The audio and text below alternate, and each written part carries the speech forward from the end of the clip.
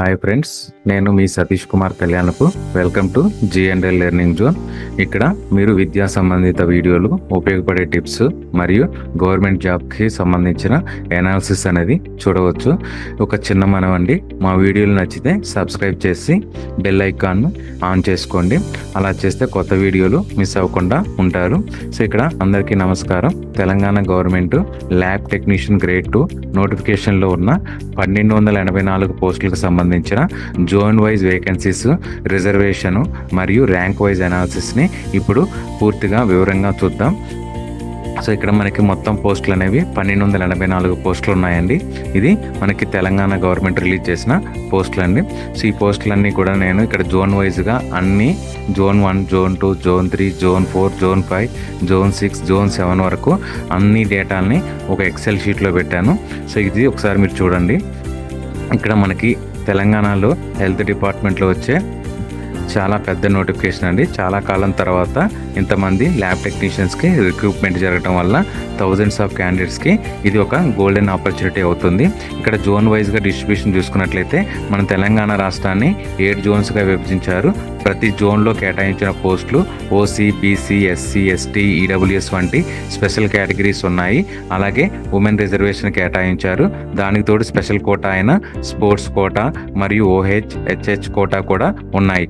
ఇలా విభజన వలన ప్రతి అభ్యర్థికి తన జోన్లోనే జాబ్ అవకాశాలు ఎక్కువగా చూడటం జరుగుతుంది.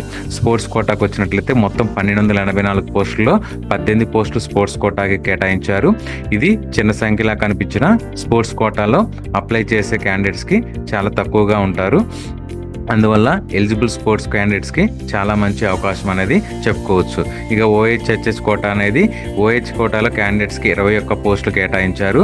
HH కేటాలో 21 పోస్టులు కేటాయించారు. OH దాంట్లో వచ్చేసరికి క్యాండిడేట్స్కి వచ్చేసరికి 25 పోస్టులు కేటాయించారు.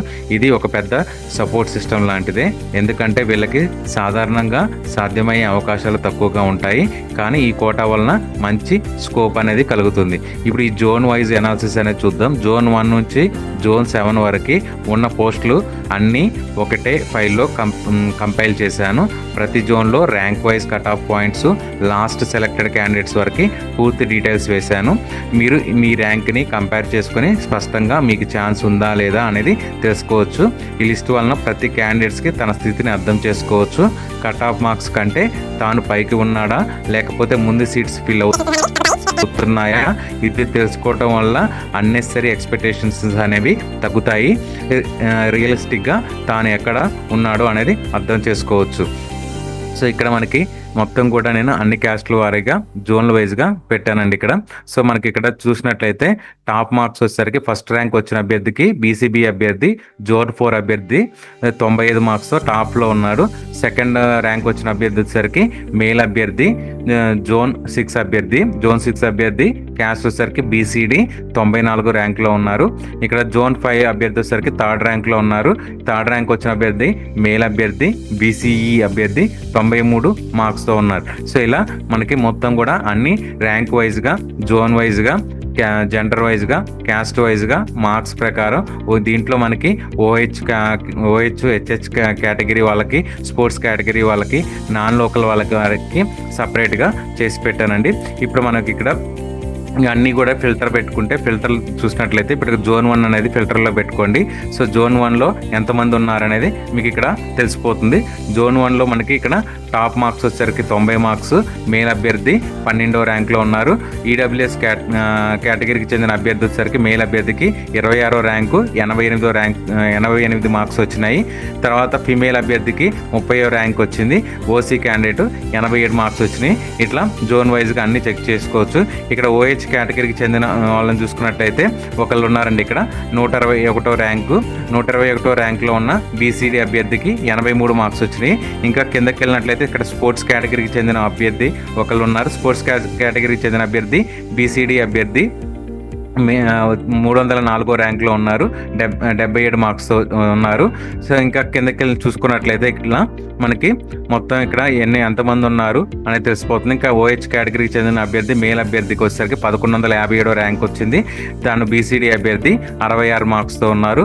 ఇక ఇలా చూసినట్లయితే మొత్తం మనకి ఎంతమంది ఉన్నారనేది తెలుస్తుంది. ఇంకా ఓహెచ్ కేటగిరీలో అయితే ఇంకొక అతను ఉన్నారు.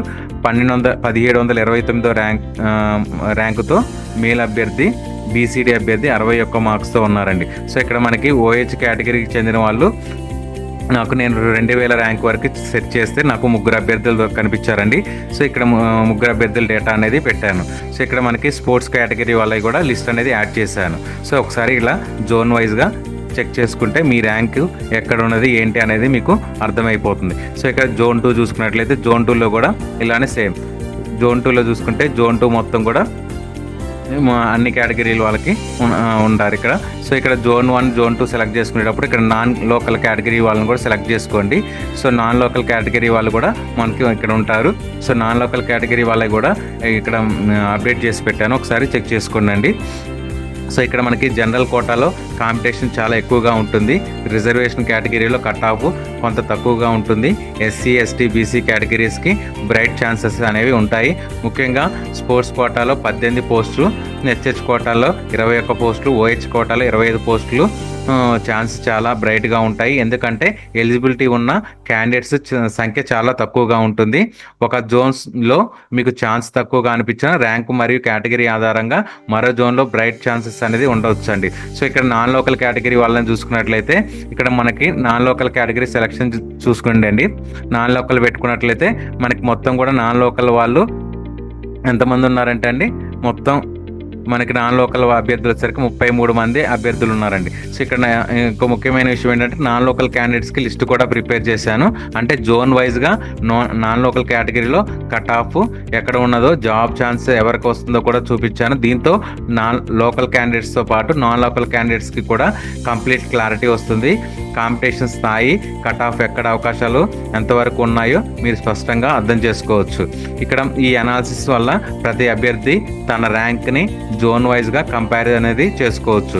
కట్ ఆఫ్ తక్కువగా ఉండే కేటగిరీలో తాను అర్థం చేసుకోవచ్చు. స్పోర్ట్స్ లేదా ఓహెచ్ కోటాలో ఉంటే తనకు షూర్ ఛాన్సెస్ ఉన్నాయా అనేది కూడా తెలుసుకోవచ్చు.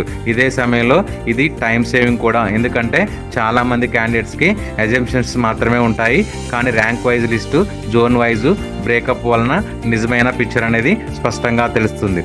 సో ఇక్కడ నేను అన్ని జోన్స్ నుంచి జోన్ 1 నుంచి జోన్ 7 వరకు అన్ని కేటగిరీస్ కూడా పూర్తిగా ఎక్సెల్ షీట్ని ప్రిపేర్ చేశానండి.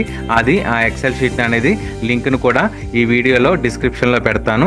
దయచేసి ఆ డిస్క్రిప్షన్ లింక్పై క్లిక్ చేసి మీ జోన్కి సంబంధించిన కంప్లీట్ డేటా అనేది చెక్ చేసుకోండి. ఫైనల్ కన్క్లూజన్ వచ్చేసరికి తెలంగాణ ల్యాబ్ టెక్నీషియన్ గ్రేడ్ 2 నోటిఫికేషన్లో ఉన్న 1284 పోస్టులు అన్ని జోన్ వైజ్గా డిస్ట్రిబ్యూట్ చేసి లోకల్, నాన్ లోకల్ విభజన, reservation categories, women reservation, sports quota, HH quota, OH quota ప్రకారం కేటాయించారు.